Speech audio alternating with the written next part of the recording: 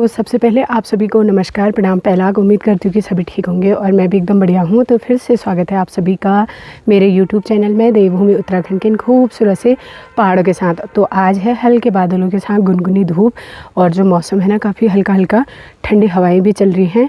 तो आज मेरी जाने की तैयारी हुई है अपने ही गाँव में, क्योंकि आज है गाँव की पहली आम सभा बैठक। तो उसमें जा रहे हैं, तो घर से एक जन को तो जाना ही पड़ेगा, तो इसलिए मैं भी जा रही हूँ। सोच रही हूँ कि आपको भी शेयर करूँगी कि हमारे गाँव की मीटिंग कैसी होती है। पहली मीटिंग है, तो चलिए फिर।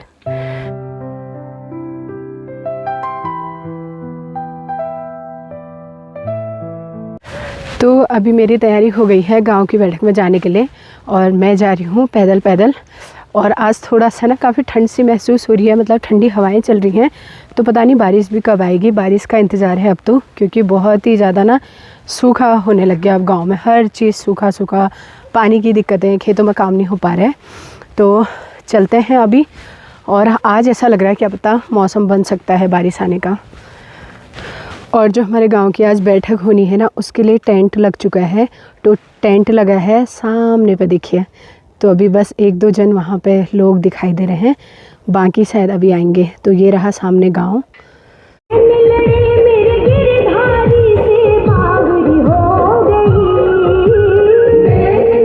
बड़े बुजुर्ग, बच्चे, सभी का हार्दिक स्वागत और अभिनंदन है। आज की इस बैठक की अध्यक्षता कर रहे पुनः नवनिर्वाचित ग्राम प्रधान नंदन सिंह जी, सर्वप्रथम उनको हार्दिक बधाई निर्विरोध चुने जाने की। हमारे बीच ब्लॉक से खंड विकास अधिकारी महोदय रामगढ़, उनका हार्दिक स्वागत है आज की इस पहली खुली बैठक में। साथ ही हमारी मुख्य अतिथि जिला पंचायत सदस्य दाड़ीमा निधि जोशी मैडम, आपका हार्दिक स्वागत है। क्षेत्र पंचायत सदस्य नथुआ खान गढ़गांव म्योड़ा, 3 ग्राम पंचायतें इसमें आती हैं। गीता बिष्ट मैम, आपका हार्दिक स्वागत है। इसके अतिरिक्त सभी जनमानस, समस्त जनप्रतिनिधि जो भी मंच में बैठे हैं, सभी का हार्दिक स्वागत और अभिनंदन है। जय साहब हैं हमारे बीच, रोजगार सहायक हैं, ग्राम विकास अधिकारी महोदय हैं, सभी का हार्दिक स्वागत है आज की इस बैठक में। मैं अपने बारे में बताऊं, मेरा नाम रितेश भट्ट है, ग्राम पंचायत विकास अधिकारी के पद पर तैनात हूँ। पिछले लगभग 1.5 साल से मैं यहाँ हूँ। तो ये जो ग्राम पंचायत म्योड़ा है, मुझे नई आवंटित हुई है। इससे पहले नथुआ खान, हरतोला, हरिनगर और सूपी वाला जो एरिया था वो मेरे पास था। क्योंकि पहले गोस्वामी जी थे यहाँ, उनके पास एडीओ पंचायत का प्रभार है, अभी पद रिक्त है। तो ये म्योड़ा मुझे आवंटित हुई है, नई आवंटित हुई है। तो जो हमारा वर्क प्रोफाइल रहता है उसके बारे में बताना चाहूँगा। पहला हमारा जो काम है मेनली वो है परिवार रजिस्टर। परिवार रजिस्टर जैसे कि आप जानते हैं पूरी तरह से ऑनलाइन है। परिवार रजिस्टर में हम क्या क्या करते हैं, नया परिवार जोड़ना है, परिवार का पृथक्करण करना है ना, या परिवार रजिस्टर की प्रतिलिपि देनी है, सारा काम ये सभी ऑनलाइन होता है। डॉक्यूमेंट्स क्या क्या चाहिए इसके लिए, जैसे परिवार रजिस्टर की प्रतिलिपि अगर देनी है तो एक आवेदन पत्र होता है नॉर्मल, इसमें आप सेवा में श्रीमान एडीओ पंचायत महोदय, निवेदन है कि मुझे किसी कार्य के लिए परिवार रजिस्टर की आवश्यकता है तो देने का कष्ट करें। ऑनलाइन है, सब सीएससी के माध्यम से आवेदन होता है। अगर परिवार पृथक करना है आपको, जैसे मान लीजिए जो पुत्र हैं उनकी शादी हो गई है, वो चाह रहे हैं कि मैं नया अलग रह रहे हैं तो नया परिवार, तो उसके लिए एक एफिडेविट लगता है। लेकिन एफिडेविट जो होगा वो ध्यान रखने वाली बात है कि वो मुखिया के नाम से होगा। मुखिया इस बात की पुष्टि करेगा कि मेरा जो पुत्र है वो मुझसे अब अलग रहता है, अलग निवास करता है, एक एफिडेविट लग जाएगा। उसके अलावा बिजली का बिल, पानी का बिल या अलग खतौनी है, अगर ज़मीन बंटवारा हो गया है तो वो लग जाएगी। ये सारा सब प्रोसेस अब ऑनलाइन है। सेवा के अधिकार के अंतर्गत 3 दिन का हमारे पास समय होता है। 3 दिन में हमें जारी करना ही करना है। 3 दिन में नहीं करेंगे तो हमारे खिलाफ कार्रवाई भी हो सकती है। तो परिवार देंगे, उसके लिए भी आपको आने की जरूरत नहीं। हमारा प्रयास ये है, जैसे हम कह रहे हैं कि जन जन के द्वार है सरकार ना, सरकार जनता के द्वार है।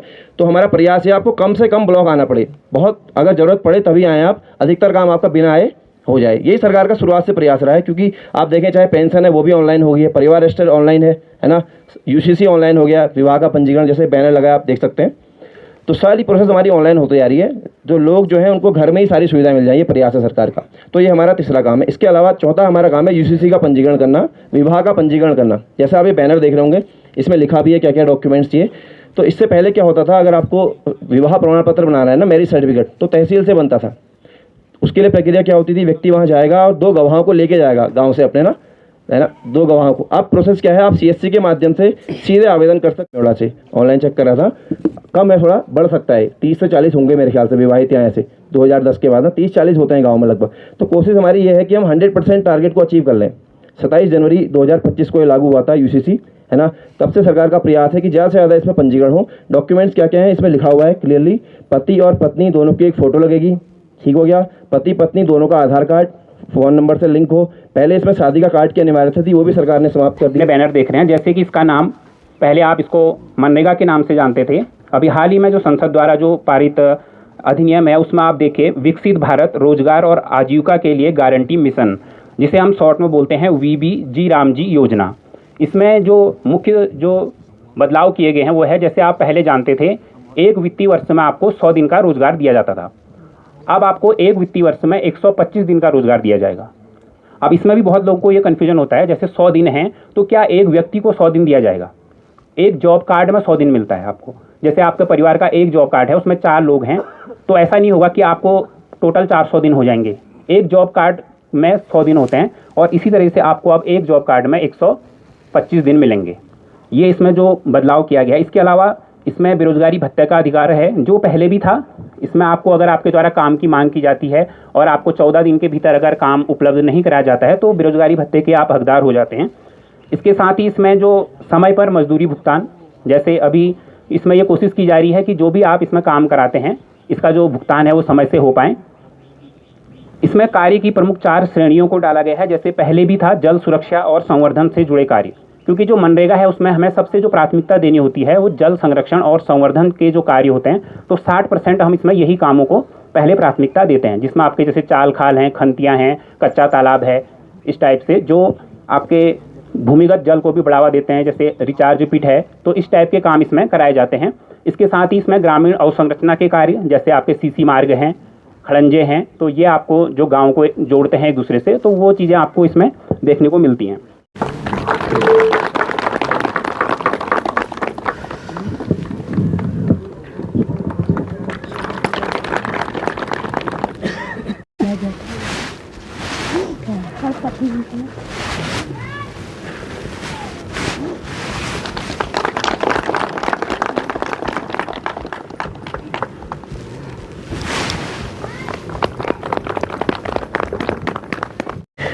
मैं आपको सभी दिल से धन्यवाद देता हूँ, शायद आजीवन में आपका आभारी रहूँगा।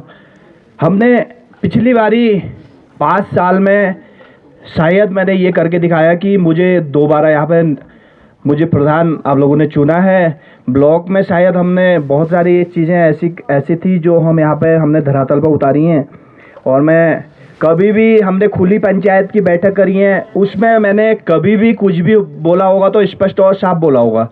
आज भी हम बोलेंगे और तो स्पष्ट और साफ ही बोलेंगे, कहीं पर कोई गोड़गाड़ नहीं होगी, जो होगा स्पष्ट होगा।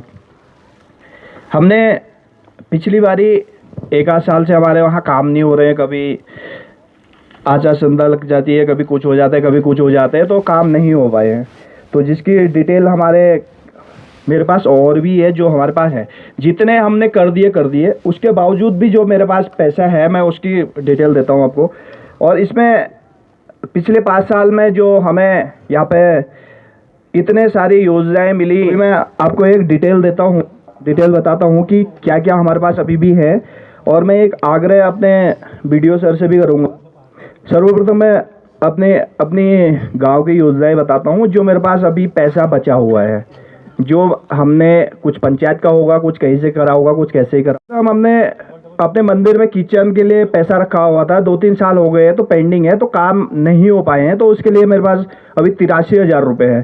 तो उसमें मैं उसको मंदिर में किचन बहुत जल्दी हम तैयार करेंगे।